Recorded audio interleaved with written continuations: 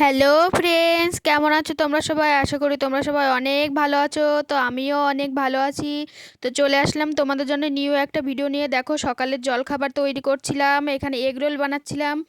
Egg রোলগুলো খেতে খুবই tasty হয়েছিল। তো খাওয়া দাওয়ার পরে থালা বাসন মেজে নিয়ে আসলাম, মেয়েটাকেও খাইয়ে দিলাম।